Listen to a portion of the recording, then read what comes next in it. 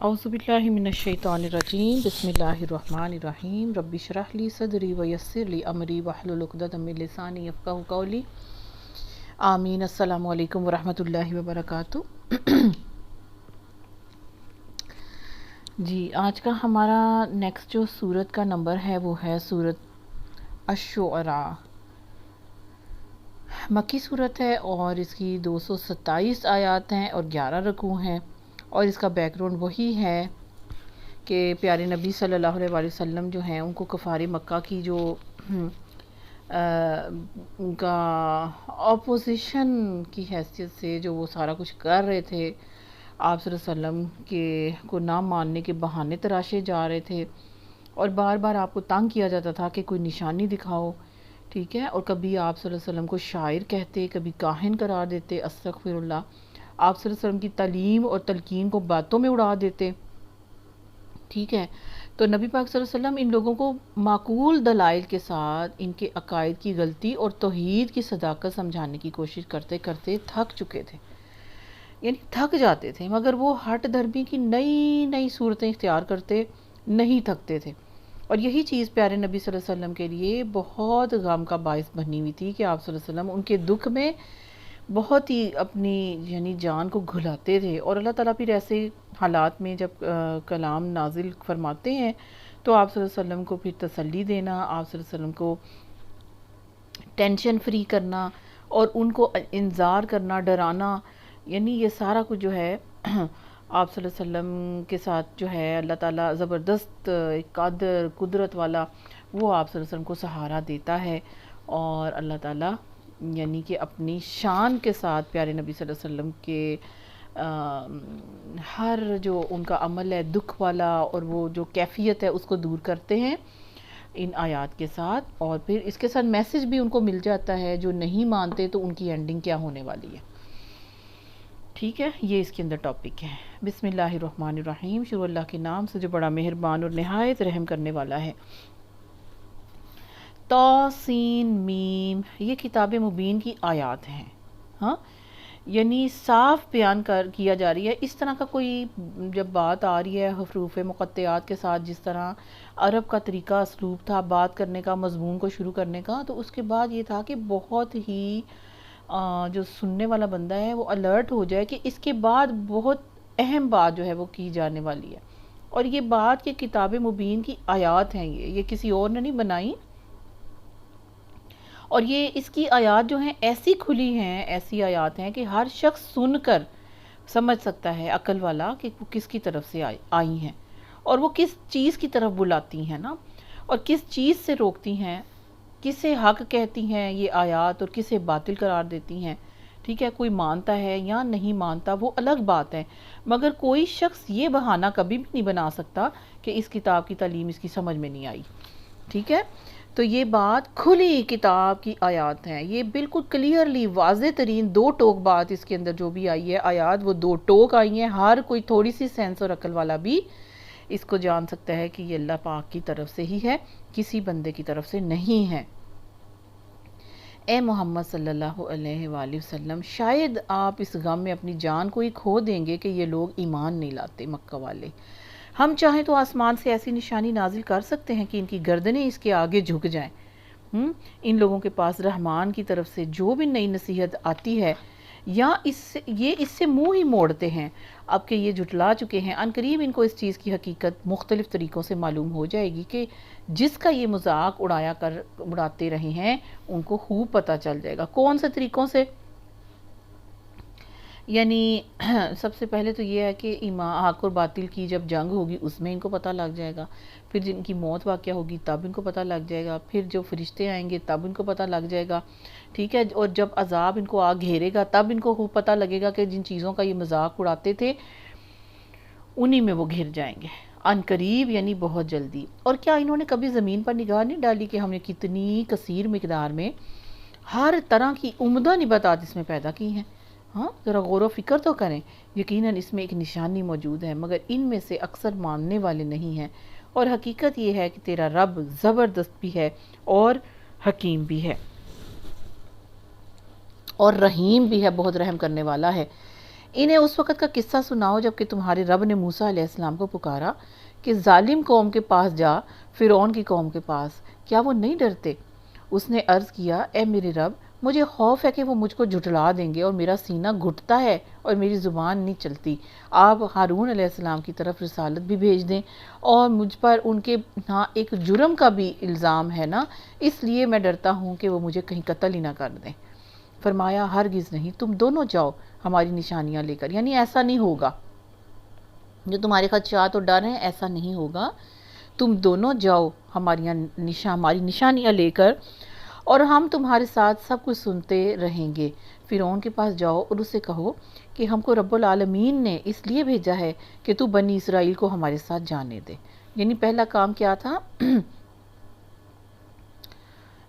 جو سونپا گیا تھا کہ اس جو اللہ کے بندوں کو انسان کی غلامی سے نکال کے آزاد کرنا۔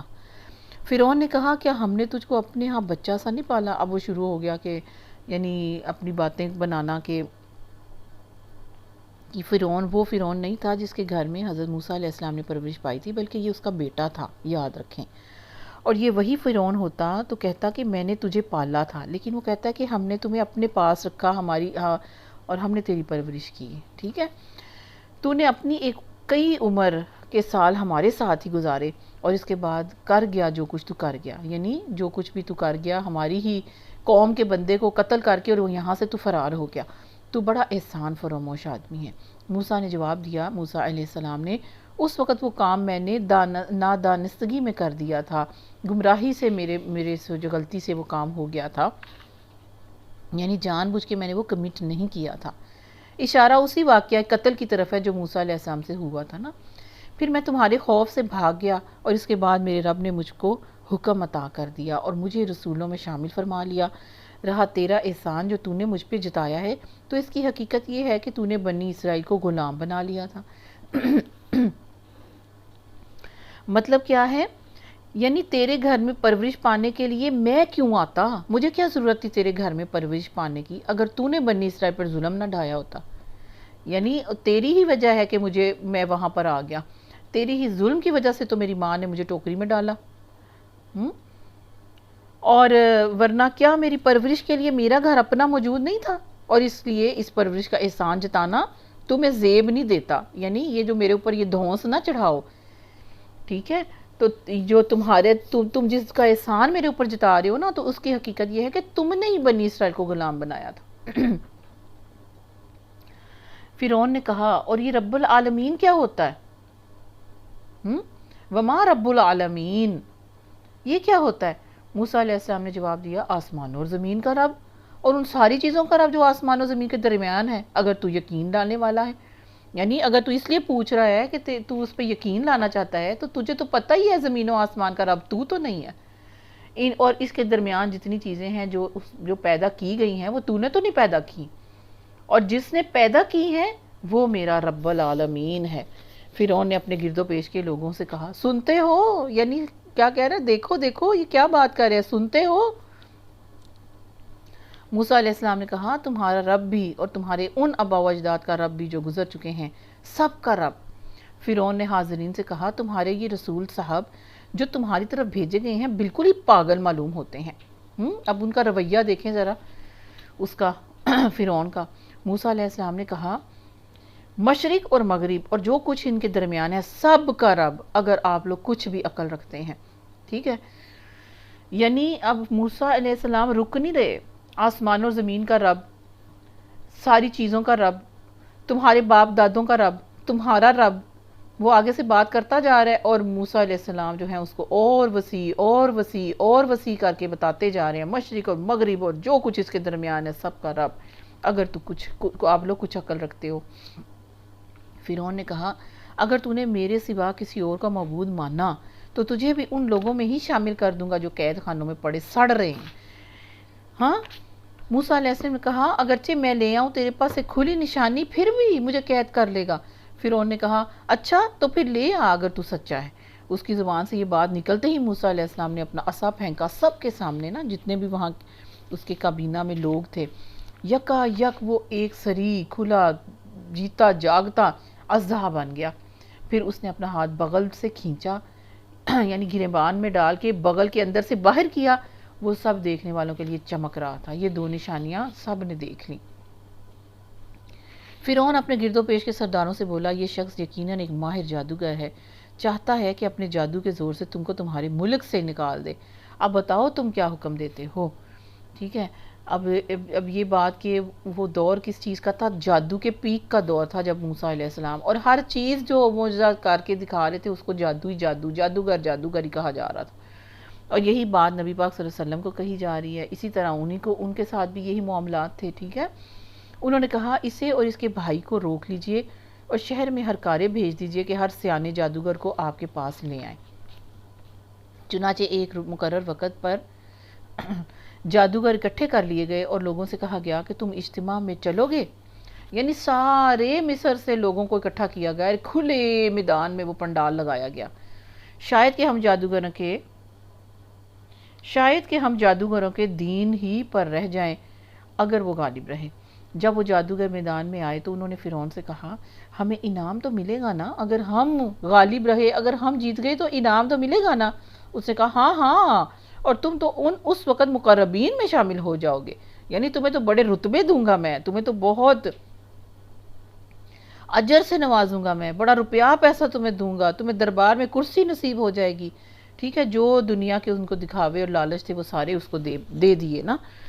انہوں نے فوراً ہی اپنی رسیاں اور لاٹھیاں پھینک دیں اور بولے فرعون کے اقبال سے ہم ہی غالب رہیں گے۔ پھر موسیٰ علیہ السلام نے اپنا عصا پھینکا تو یکا یک وہ ان کے جھوٹے کرشموں کو ہڑپ کرتا چلا جا رہا تھا۔ اس پر سارے جادوگر بے اختیار سجدے میں گر پڑے اور بول اٹھے کہ مان گئے ہم رب العالمین کو، موسیٰ اور ہارون کے رب کو علیہ السلام۔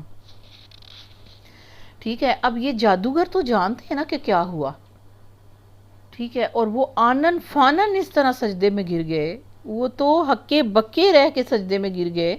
آیت نمبر 47-48 میں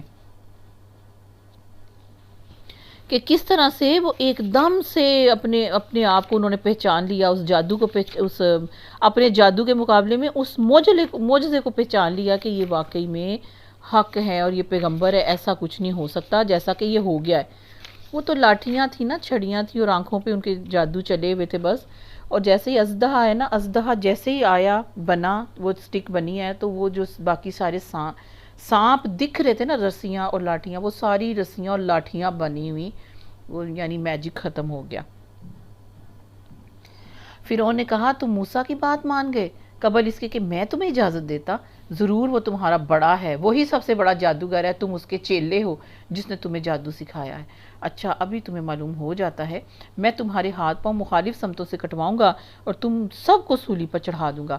انہوں نے جواب دیا، کچھ پرواہ نہیں، ہم اپنے رب کے حضور پہنچ جائیں گے اور ہمیں توقع ہے کہ ہمارا رب ہمارے گناہ معاف کر دے گا، کیونکہ سب سے پہلے ہم ایمان لائے ہیں۔ سبحان اللہ، اتنا اچھا ان کا پھر وہ ایمان تھا جو وہ ایمان لے آئے۔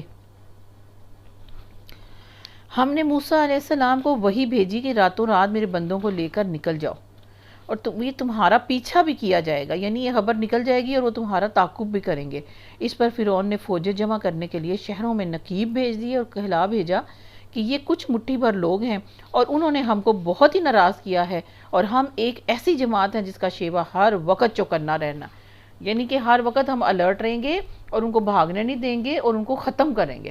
اس طرح ہم انہیں ان کے باغوں اور چشموں اور خزانوں اور ان کی بہترین قیامگاہوں سے نکال لائے، یعنی ان کو چیز کرتے ہوئے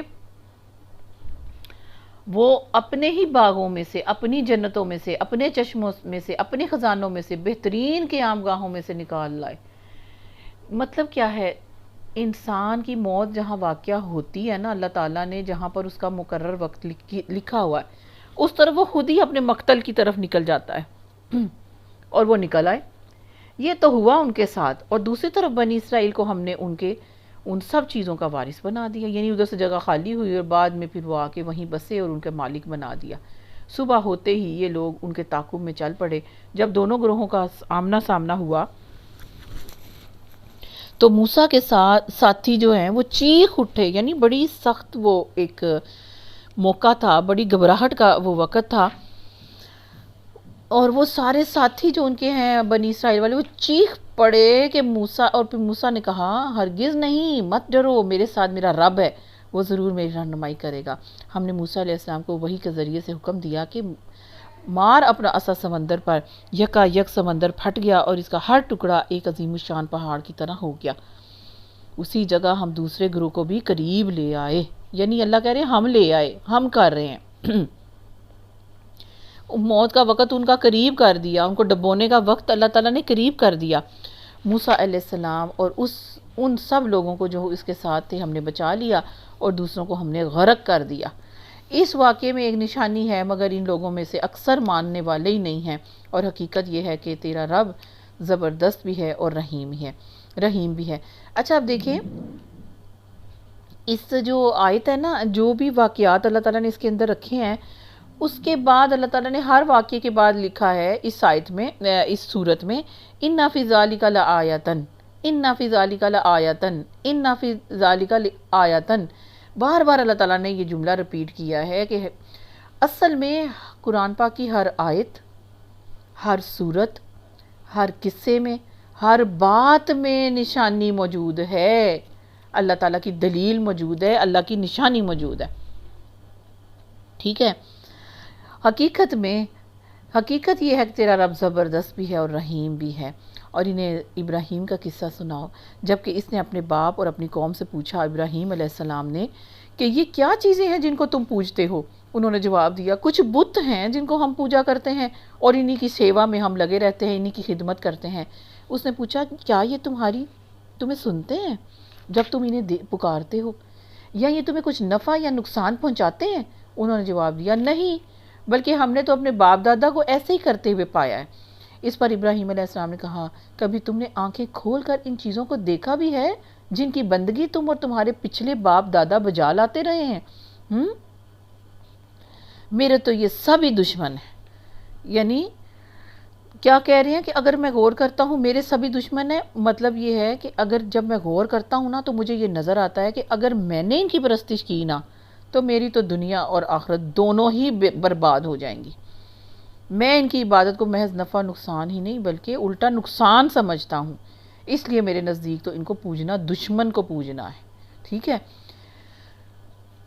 تو یہاں پر آیت نمبر 77 میں حضرت ابراہیم علیہ السلام کا جو جملہ ہے وہ یہ اللہ تعالیٰ نے یہاں پہ کوٹ کیا کہ میرے تو یہ سارے ہی دشمن ہیں سوائے ایک رب العالمین کے جس نے مجھے پیدا کیا، پھر وہی میری رہنمائی بھی فرماتا ہے، جو مجھے کھلاتا ہے اور پلاتا ہے، جب میں بیمار ہو جاتا ہوں تو وہ مجھے شفا دیتا ہے، جو مجھے موت بھی دے گا اور پھر دوبارہ مجھ کو زندگی بخشے گا، اور جس سے میں امید رکھتا ہوں کہ روز جزا وہ میری تمام خطائیں معاف کر دے گا۔ اس کے بعد ابراہیم علیہ السلام نے دعا کی کہ اے میرے رب، مجھے حکم عطا کر اور مجھ کو صالحین کے ساتھ ملا دے، اور بعد کے آنے والوں میں مجھ کو سچی ناموری عطا فرما۔ سچی ناموری ایسی عطا کر دی کہ اب امت محمدی صلی اللہ علیہ وسلم جو طریقہ ابراہیمی پر چل رہی ہے، وہ اپنی نمازوں میں ابراہیمی درود پڑھتے ہیں، ہاں، اور جمعے کو بھی پھر جو درود ہم درود شریف پڑھتے ہیں، اور پھر جو سب سے اوپر بلند ترین اعلیٰ ترین جو درود پاک ہے وہ درود ابراہیمی ہے۔ ایسی سچی ناموری عطا کر دی، اور مجھے جنت نعیم کے وارثوں میں شامل فرما، اور میرے ماں باپ کو بھی معاف کر دے کہ بے شک وہ گمراہ لوگوں میں سے ہے، اور میرے باپ کو بھی معاف کر دے کہ بے شک وہ گمراہ لوگوں میں سے ہے۔ آیت نمبر 86 میں بتا رہے ہیں کہ ان کے والد کے بارے میں ابراہیم علیہ السلام نے اپنے باپ سے رخصت ہوتے ہوئے استغفار کی دعا کی تھی نا، ٹھیک ہے، جو کہ سورہ مریم کے اندر موجود ہے، تو انہوں نے یہ دعا کی۔ زندگی میں دعا کا حاصل یہ ہے کہ اسے توبہ کی توفیق بخش تاکہ اس کے گناہ معاف ہو جائیں، اور وفات کے بعد ہو تو اس کے شرک اور دوسرے گناہ بھی معاف کر دے۔ لیکن بعد میں جب انہیں معلوم ہو گیا نا کہ ایک مشرک اور دشمن حق کے لیے دعائے مغفرت کرنا ہی صحیح نہیں ہے، تو انہوں نے اس سے دعا کرنے سے بھی رجوع کر لیا، جیسے کہ سورۃ توبہ میں موجود ہے۔ جب ان کو پتہ چل گیا کہ یہ سچا پکا اللہ کا دشمن ہے نا، تو پھر ان سے بے تعلق ہو گئے اس سے۔ اور مجھے اس دن رسوا نہ کرنا جب کہ سب لوگ زندہ کر کے اٹھائے جائیں گے قیامت کے دن، یعنی کہ اس باپ کی وجہ سے جبکہ نہ مال کوئی فائدہ دے گا اور نہ کوئی اولاد، سوائے اس کے کہ کوئی شخص قلب سلیم لیے ہوئے اللہ کے حضور حاضر ہو جائے۔ آیت نمبر ہے جی یہ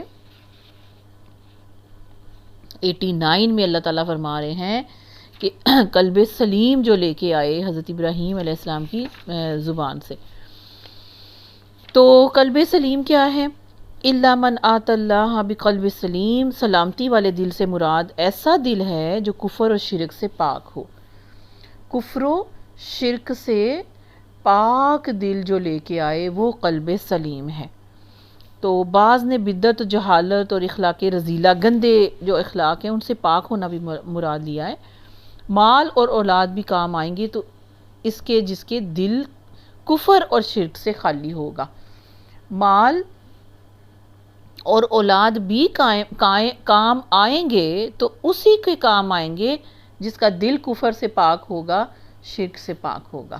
اس روز جنت پرہیزگاروں کے قریب کر لی جائے گی اور دوزخ بہکے ہوئے لوگوں کے سامنے کھول دی جائے گی اور ان سے پوچھا جائے گا کہ اب کہاں ہیں وہ جن کی تم خدا کو چھوڑ کر عبادت کرتے تھے؟ کیا وہ تمہاری کچھ مدد کر رہے ہیں یا خود اپنا بچاؤ وہ کر سکتے ہیں؟ پھر وہ معبود اور یہ بہکے ہوئے لوگ اور ابلیس کے لشکر سب کے سب اس میں اوپر تلے دھکیل دیے جائیں گے۔ وہاں یہ سب آپس میں جھگڑیں گے اور یہ بہکے ہوئے لوگ اپنے معبودوں سے کہیں گے کہ خدا کی قسم ہم تو کھلی گمراہی میں مبتلا تھے جبکہ تم کو رب العالمین کی برابری کا ہم درجہ دے رہے تھے، اور وہ مجرم لوگ ہی تھے جنہوں نے ہم کو اس گمراہی میں ڈالا۔ اب نہ ہمارا کوئی سفارشی ہے، نہ ہمارا کوئی جگری دوست ہے، صدیق حمیم۔ کاش ہمیں ایک دفعہ پھر پلٹنے کا موقع مل جائے تو ہم مومن ہو جائیں۔ ٹھیک ہے، آیت نمبر 102 تک۔ اب آپ دیکھیں اللہ تعالیٰ فرما رہے ہیں کہ جو مجرموں کے سردار اور وڈیرے ہیں نا جنہوں نے انہیں گمراہ کیا، تو ان کے بارے میں یہ ساری کھلی ہے بات ہے کہ ان کے ہاتھ پاؤں جن کے چوما کرتے تھے، ان کے آگے ان کو پیشوا بنایا، ان کو اپنے ایسے بزرگ مانتے تھے، ان کی نظریں نیازیں چڑھاتے تھے۔ قیامت کو جب حقیقت کھل جائے گی نا اور پیچھے چلنے والوں کو معلوم ہوگا کہ آگے چلنے والے ہمیں کہاں لے آئے ہیں اور خود کہاں ہیں، تو یہی پیروکار انہیں مجرم ٹھہرائیں گے اور ان پر لعنت کریں گے۔ تو قرآن پاک نے نا کئی جگہ پر اس کا نقشہ کھینچا ہے تاکہ لوگ آنکھیں بند کر کے کسی کے پیچھے نہ چلیں اور تقلید کی بجائے تحقیق کریں اور جہاں چھوڑنا پڑے چھوڑ دیں۔ ولا صدیق حمیم کا کیا مطلب ہے؟ کوئی شافی بھی نہ ملا، کوئی جو ہے سفارش کرنے والا بھی ان کو نہیں ملے گا، ٹھیک ہے، اور کوئی سچا دوست بھی نہیں ملے گا، ٹھیک ہے، جس دوست کی وجہ سے جو ہے کوئی دلی دوست ایسا ہو، یعنی کفار کا قیامت کے دن کوئی ایسا دلی دوست ہوگا ہی نہیں، نہ کوئی رشتہ دار ہوگا، سب ایک دوسرے کے دشمن بن جائیں گے، سارا کچھ ان کا ختم ہو جائے گا، جبکہ مومنوں کے دوست انبیاء، فرشتے اور تمام مومن ہوں گے۔ سبحان اللہ، ربنا جعلنا منہم، آمین۔ کیونکہ اللہ تعالیٰ نے فرمایا ہے سورہ زخرف میں، سب دلی دوست اس دن ایک دوسرے کے دشمن ہوں گے مگر صرف متقی لوگ، یعنی وہ آپس میں جڑے ہوئے ہوں گے۔ تو یہ وہ منظر ہے، مجھے اور آپ کو اللہ تعالیٰ ان بدبختوں میں شامل ہونے سے معاف کرے، اور اللہ تعالیٰ مجھے اور آپ کو متقین کا لوگوں کے اندر شامل کرے، متقیوں کی دوستی دے، متقیوں کے ساتھ حشر کرے، متقیوں کے ساتھ ہمارا جو ہے وہ حساب کتاب ہو، آمین یا رب العالمین۔ فرمایا یقیناً اس میں ایک بڑی نشانی ہے مگر ان میں سے اکثر لوگ ایمان لانے والے نہیں، اور حقیقت یہ ہے کہ تیرا رب زبردست بھی ہے اور رحیم بھی ہے۔ سبحان اللہ۔ قوم نوح علیہ السلام نے رسولوں کو جھٹلایا، یاد کرو جب کہ ان کے بھائی نوح علیہ السلام نے ان سے کہا تھا کیا تم ڈرتے نہیں ہو، میں تمہارے لیے ایک امانت دار رسول ہوں، ہاں، اور لہٰذا تم اللہ سے ڈرو اور میری اطاعت کرو، یعنی جو میں کہتا ہوں اللہ کے حکم سے وہ کرو، میں اس کام پر تم سے کسی اجر کا طالب بھی نہیں ہوں، میرا اجر تو رب العالمین کے ذمہ ہے، پس تم اللہ سے ڈرو اور بے کھٹکے میری اطاعت کرو، بے کھٹکے جو میں کہتا ہوں وہ کرو۔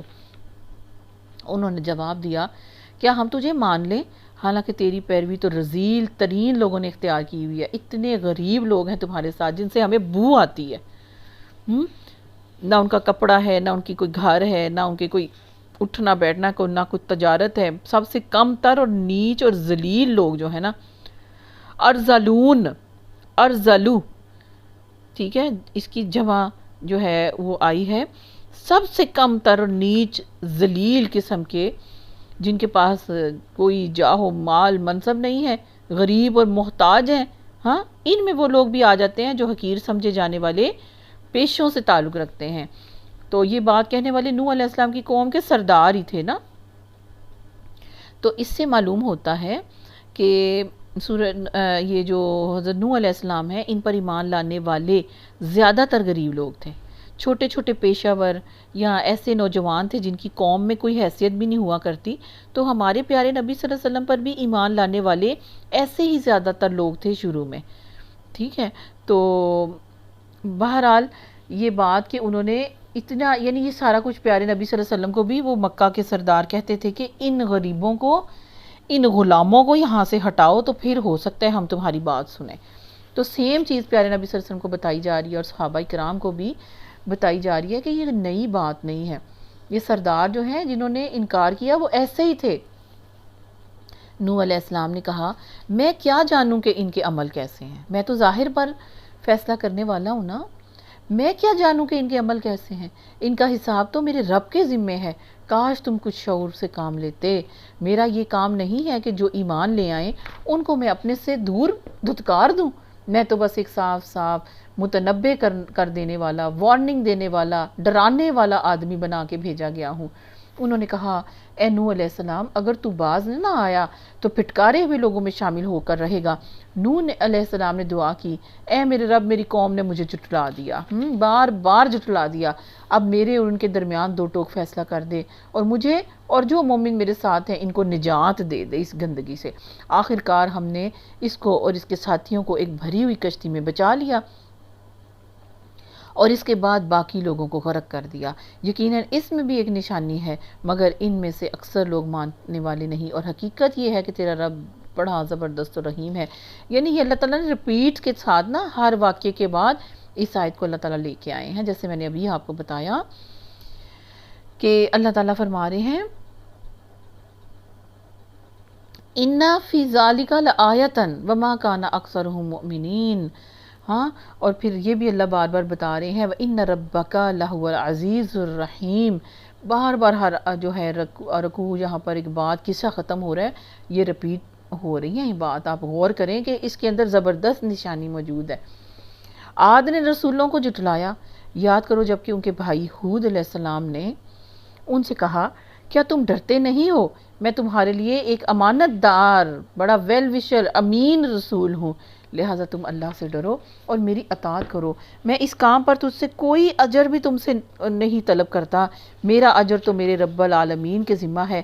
یہ تمہارا کیا حال ہے کہ ہر اونچے مقام پر لا حاصل ایک یادگار عمارت بنا ڈالتے ہو اور بڑے بڑے قصر تعمیر کرتے ہو، گویا تمہیں ہمیشہ یہیں پر رہنا ہے.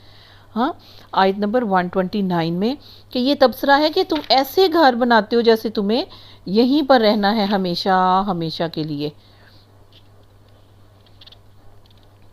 یعنی ایسی اونچی اور نمایاں فخر اور غرور کے لیے نا، اور شان و شوکت کے لیے اور دولت اور قوت کا اظہار کرنے کے لیے یہ بلڈنگز وہ بناتے تھے، نمود و نمائش کے لیے. تو ہود علیہ السلام کا مقصد جو تھا نا نمود و نمائش کے اس رجحان سے ہٹانا، جس کی وجہ سے ایسے فالتو کام کے اندر وہ اس کو اپنا وقت بھی ضائع کر رہے ہیں. ٹھیک ہے، بے دریغ مال بھی خرچ کرتے ہوئے اپنی یادگار کے طور پر شاندار مقبرے تعمیر کرتے ہیں، کوئی بلند اور بالا مینار کھڑا کر رہا ہے. تو آج بھی آپ دیکھیں کہ ہمارے ارد گرد یہ سارا کچھ موجود ہے. عجائب عالم میں شمار ہونے والے اہرام مصر اور تاج محل بھی اپنے بانیوں کی ایسی لا حاصل اور بالکل بے جا قسم کی یادگاریں موجود ہیں. ٹھیک ہے، تو اس میں ہوتا کیا تھا، صرف فضول خرچی اور اتنی قیمتی عمر جو ہے، ایج جو ہے اس کو ضائع کرنا، فخر اور غرور اس کے پیچھے ہونا. ٹھیک ہے، تو یہ بات ہے کہ اللہ تعالیٰ کو یہ چیز اپنے نبی کے ذریعے سے بتایا کہ یہ بالکل ناپسند چیز ہے. وَاتَّخِذُونَ مَصَانِعَ آیت نمبر 129 میں آیا ہے. اس کا معنی ہے بڑے بڑے قلعے بنانا، مضبوط محلات بنا دینا اور زمین دوز نہریں. انہوں نے لکھا ہے کہ اس کا مطلب یہ ہے یعنی اتنا کوئی عمدہ طریقے سے کام کرنا ہے، عالی شان جگہوں کو مصانع کہا جاتا ہے۔ تو اللہ تعالیٰ نے گویا یہ بتایا ہے کہ اس سے ان کی ہمیشہ زندگی کی رہنے کی ہرس اس سے معلوم ہوتی ہے، اور لمبی امید کا اظہار اس سے معلوم ہوتا ہے۔ یعنی تمہاری دوسری قسم کی تعمیرات ایسی ہیں جو اگرچہ استعمال کے لیے ہیں، مگر انہیں شاندار، مزین، مستحکم بنانے کے لیے تم اپنی دولت، محنت اور قابلیت اس طرح سے خرچ کر رہے ہو جیسے تمہیں ہمیشہ یہیں رہنا ہے۔ ہائے، اور آپ دیکھیں یہ کتنی صدیوں پہلے یہ چیزیں گزر گئی ہیں، اور آج ہم کتنے قیامت کے قریب ہیں، اور ہم جیسے اپنے گھروں کو سجاتے ہیں اور ہم کیسے اس چیز میں ملوث ہوتے ہیں۔ ہمیں ٹھیک ہے اپنی استطاعت کے مطابق اپنے گھر بار کو، اپنے فضل اللہ تعالیٰ نے جو دیا ہے اس کے مطابق رہیں، اپنا گھر بار، پہننا، اوڑھنا، اٹھنا بیٹھنا سب کچھ ہو، لیکن آخرت سے بالکل بے توجہی نہ ہو کہ مرنا ہے اور آگے جانا ہے، اس چیز کو بالکل جو ہے، اور فخریہ طور پہ ایک دوسرے پر نہیں ہونا چاہیے، ٹھیک ہے۔ پھر فرمایا، اور بڑے بڑے قصر تم تعمیر کرتے ہو، گویا تمہیں ہمیشہ یہیں رہنا ہے، اور جب کسی پر ہاتھ ڈالتے ہو، یعنی کام تو تمہاری اس طرح کی عالی شان ہے، اور جب کسی پہ ڈاکے مارتے ہو نا، ڈالتے ہو جبار بن کر ڈالتے ہو، یعنی تم اتنے غلط قسم کی تمہارے اندر اب یہ عادات بھی ہیں، تمہاری اتنے سے بھی تسکین نہیں ہوتی، ہاں، اور تم ایسے ظلم اور جبر تم کرتے ہو دوسروں کے اوپر، اور ایسے تم یعنی جبار بن جاتے ہو، ایسے تم سخت بن جاتے ہو، دوسروں پہ ہاتھ اتنا سختی کے ساتھ ڈالتے ہو، ظلم اور زیادتی کے ساتھ۔ بس تم لوگ اللہ سے ڈرو اور میری اطاعت کرو، ڈرو اس سے جس نے وہ کچھ تمہیں یہ دیا ہے، وہ کچھ دیا ہے جو تم جانتے ہو، تمہیں جانور دیے، اب اللہ بتا بھی رہے ہیں، تم جانتے بھی ہو پھر بھی سن لو کیا کیا دیا ہے تمہارے استعمال کے لیے۔ اللہ تعالیٰ نے تمہیں کیا کیا کچھ نعمتیں نہیں دیں، ہاں، جانور دیے، اولادیں دیں، باغ دیے، چشمے دیے، اور مجھے تمہارے حق میں ایک بڑے دن کا عذاب کا ڈر ہے، یعنی یہ سب کچھ اللہ کی نعمتیں پا کے تم اللہ سے ہی دور ہو گئے ہو، تو بڑے عذاب کا ڈر ہے کہ اسی میں اللہ تمہیں کہیں مگن کر کے تمہیں اچانک پکڑ نہ لے۔ انہوں نے جواب دیا، تو نصیحت کر یا نہ کر، ہمارے لیے سب یکساں ہیں، یعنی ہمیں کوئی اثر نہیں ہوتا، یہ باتیں تو یوں ہی شروع سے چلی آئی ہیں اور ہم عذاب میں مبتلا ہونے والے بھی نہیں ہیں۔ آخرکار انہوں نے اسے جھٹلا دیا اور ہم نے ان کو ہلاک کر دیا۔ یقیناً اس میں ایک نشانی ہے، مگر ان میں سے اکثر لوگ ماننے والے نہیں، اور حقیقت یہ ہے کہ تیرا رب بہت ہی زبردست ہے اور بڑا ہی رحیم ہے، سبحان اللہ۔ بے شک، اور سمود نے رسولوں کو جھٹلایا۔ یاد کرو جبکہ اس کے بھائی صالح علیہ السلام نے ان سے کہا کہ کیا تم ڈرتے نہیں، میں تمہارے لیے ایک امانت دار رسول ہوں، لہٰذا تم اللہ سے ڈرو اور میری اطاعت کرو، میں اس کام پر تم سے کسی اجر کا طالب نہیں، میرا تو اجر رب العالمین کے ذمہ ہے۔ کیا تم ان سب چیزوں کے درمیان جو یہاں ہیں بس یوں ہی اطمینان سے رہنے دیے جاؤ گے، ان باغوں اور چشموں میں، یعنی تمہیں کیا ہمیشہ ادھر ہی رہنا ہے، ان کھیتوں نخلستانوں میں جن کے خوشے رس بھرے ہیں، تم پہاڑ کھود کھود کے فخریہ ان پہ عمارتیں بناتے ہو، اللہ سے ڈرو اور میری اطاعت کرو۔ اب یہ بھی وہی غیر معمولی قسم کی قابلیت ہے ان کی، جو اللہ تعالیٰ نے ان کو ایسی طاقت دے رکھی تھی، ہاں، تو کیا کچھ وہ کرتے تھے اور اتنے خوشحال تھے، اور اللہ تعالیٰ نے دو کیا باغات جو ہیں ان پھلوں کے ساتھ لدے ہوئے، جھکے ہوئے کھجوروں کے پھلوں سے لدے ہوئے باغات ان کے جو ہیں سائیڈوں پہ تھے، اور یعنی درمیان میں ان کے قصر تھے، محل تھے، اطراف جو ہیں سارے اتنی خوشحالی تھی، اتنا کچھ تھا، نہریں موجود تھیں، اور بند باندھ کے بھی وہ ساری کلٹیویشن اور سب کچھ وہ کیا کرتے تھے، اور اتنی رونق تھی، اور پھر اللہ تعالیٰ کو بھولے ہوئے تھے، شرک کرتے تھے اور ظلم بھی کرتے تھے لوگوں پر۔ فرمایا کہ اللہ سے تم ڈرو اور میری اطاعت کرو، ہاں، ان بے لگام لوگوں کی اطاعت نہ کرو جو زمین میں فساد برپا کرتے ہیں اور کوئی اصلاح نہیں کرتے۔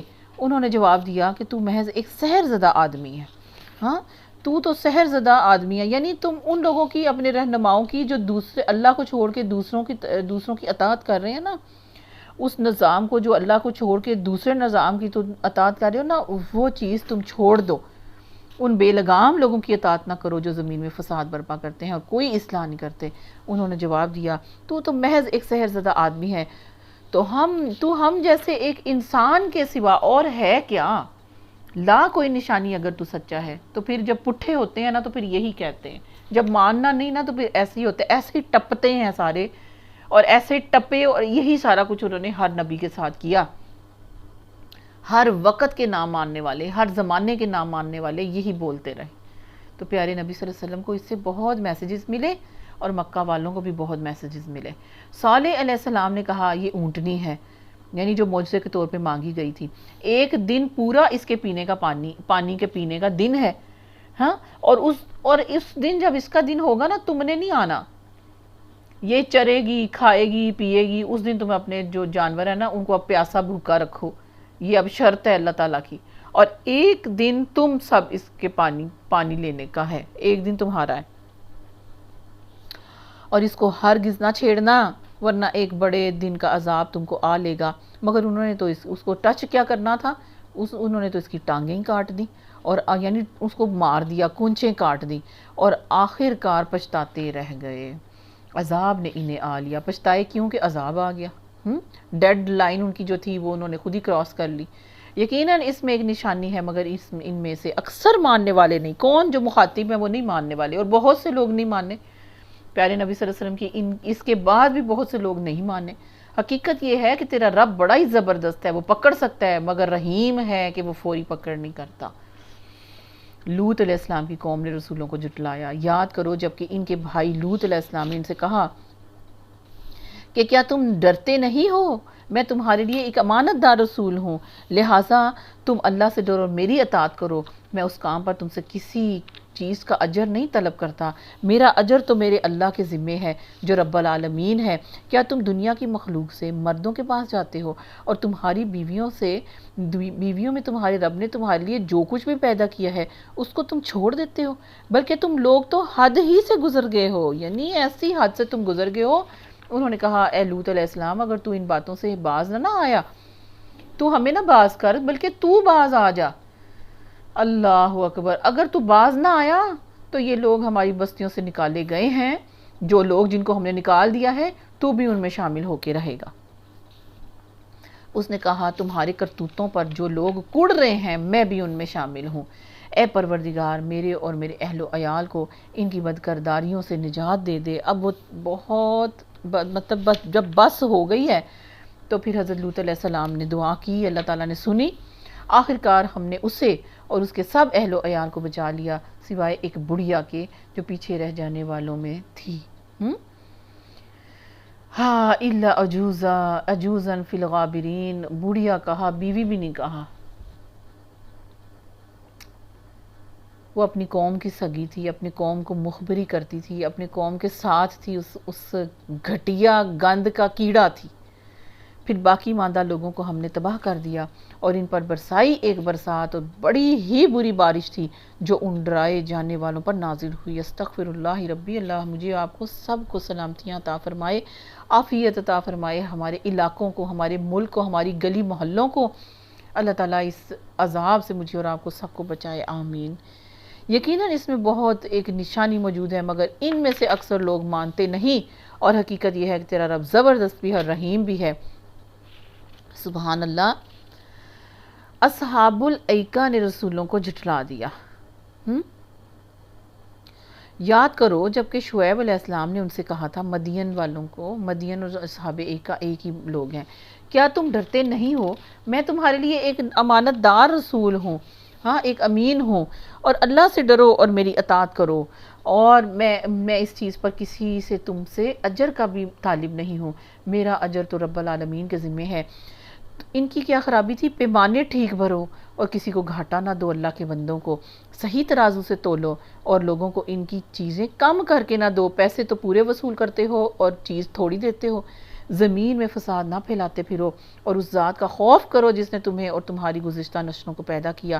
انہوں نے کہا تو محض ایک سحر زدہ آدمی ہے اور تو کچھ بھی نہیں ہے مگر ہم جیسا ایک انسان ہی ہے، اور ہم تو تجھے بالکل ہی جھوٹا سمجھتے ہیں، اگر تو سچا ہے تو ہم پر کوئی آسمانی ٹکڑا گرا دے۔ شعیب علیہ السلام نے کہا میرا رب جانتا ہے جو کچھ تم کر رہے ہو۔ انہوں نے اسے جھٹلا دیا۔ آخرکار چھتری والے دن کا عذاب ان پر آ گیا، یعنی وہ ان پر جو عذاب آیا نا، اس نے ایسے آسمان کی طرف سے ان کو گھیرا اس طرح وہ گھیراؤ میں آ گئے، اس لیے اللہ تعالیٰ نے ان کا کہا کہ چھتری والا دن کا عذاب، بڑے ہی خوفناک دن کا وہ عذاب تھا۔ یقیناً اس میں ایک بڑی نشانی ہے، ابھی بھی موجود ہے، مگر ان میں سے اکثر ماننے والے نہیں۔ یعنی ان ڈنڈیوں سے تم آج بھی بچ جاؤ، یہ عذاب آج بھی اتر سکتے ہیں۔ اور حقیقت یہ ہے کہ تیرا رب زبردست ہے، یہ کر سکتا ہے، جس زمانے میں بھی چاہے یہ کام اللہ تعالیٰ لوگوں کو مار سکتا ہے، اور رحیم بھی ہے، اور اس لیے اللہ تعالیٰ فوراً پکڑتے بھی نہیں اور رحم کرتے ہیں۔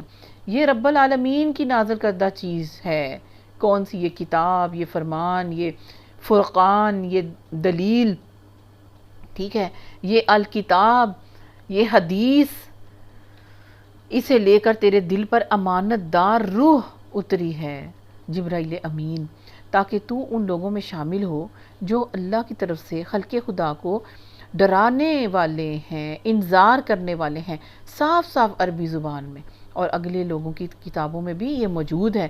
کیا ان اہل مکہ کے لیے یہ کوئی نشانی نہیں ہے کہ اسے علماء بنی اسرائیل جانتے ہیں؟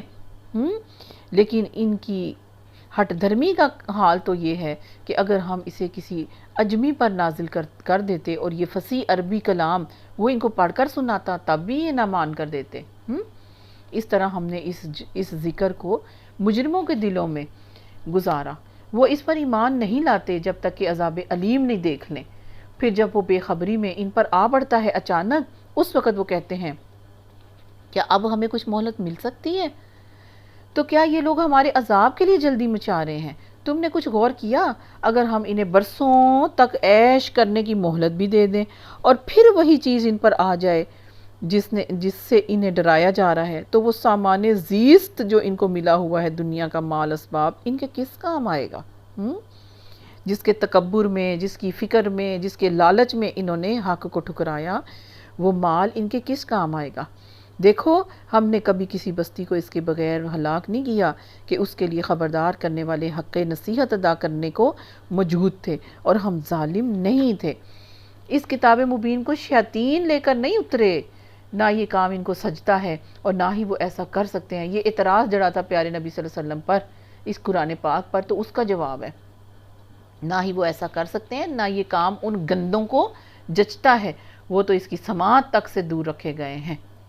پس اے محمد صلی اللہ علیہ وسلم، اللہ کے ساتھ کسی دوسرے معبود کو نہ پکارو۔ یہ کس کو کہا گیا ہے؟ جو سامنے مخاطب ہیں، ان کو یہ پکار لگا دی گئی ہے، ان کو سنا دیا گیا ہے کہ کسی دوسرے معبود کو نہ پکارو، ورنہ تم بھی سزا پانے والوں میں شامل ہو جاؤ گے۔ اپنے قریب ترین رشتہ داروں کو ڈراؤ، اور ایمان لانے والوں میں سے جو تمہاری پیروی اختیار کریں ان کے ساتھ تواضع سے پیش آؤ، لیکن اگر وہ تمہاری نافرمانی کریں تو ان سے کہہ دو کہ جو کچھ تم کرتے ہو اس کی میں ذمہ داری نہیں لیتا، اور اس زبردست و رحیم پر توکل کرو جو تمہیں اس وقت دیکھ رہا ہوتا ہے جب تم اٹھتے ہو، اور سجدہ گزار لوگوں میں تمہاری نقل و حرکت پر نگاہ رکھتا ہے۔ سبحان اللہ، وہ سب کچھ سننے والا اور جاننے والا ہے۔ لوگوں، کیا میں تمہیں بتاؤں کہ شیاطین کس پہ اترا کرتے ہیں؟ وہ ہر جال ساز بدکار پر اترا کرتے ہیں، سنی سنائی باتیں کانوں میں پھونکتے ہیں، اور ان میں سے اکثر جھوٹے ہوتے ہیں۔ رہے شعرا، ہاں وہ شاعر، تو ان کے پیچھے تو بہکے ہوئے لوگ چلا کرتے ہیں۔ یعنی پیارے نبی صلی اللہ علیہ وسلم میں تو اس طرح کی کوئی بات نہیں ہے، تم خود گواہ ہو۔ تم میں سے تو سب سے سیانے وہ ہیں، مکہ میں سب سے سیانے عقل مند وہ ہیں، سب سے ہوش والے وہ ہیں، سب سے زیادہ شعور والے وہ ہیں۔ کیا تم دیکھتے نہیں ہو کہ وہ ہر وادی میں بھٹکتے ہیں، اور ایسی باتیں وہ شاعر کہتے ہیں جو وہ خود کرتے نہیں؟ یعنی ان کی آپس میں بات جو منہ سے کہتے ہیں کرتے بھی نہیں ہیں، سوائے ان لوگوں کے جو ایمان لائے اور جنہوں نے نیک عمل کیے اور اللہ کو کثرت سے یاد کیا، اور جب ان پر ظلم کیا گیا تو صرف بدلہ لے لیا۔ اور ظلم کرنے والوں کو عنقریب معلوم ہو جائے گا کہ وہ کس انجام سے دوچار ہوتے ہیں۔ یہاں پر یہ کمپلیٹ ہوئی سورت۔ اللہ تعالیٰ اس کو قبول و منظور فرمائے، آمین۔ ربنا تقبل منا انک انت السمیع العلیم وتب علینا انک انت التواب الرحیم، وصلی اللہ تعالی علی خیر خلقہ محمد وآلہ واصحابہ اجمعین برحمتک یا ارحم الراحمین، آمین ثم آمین۔ السلام علیکم ورحمۃ اللہ وبرکاتہ۔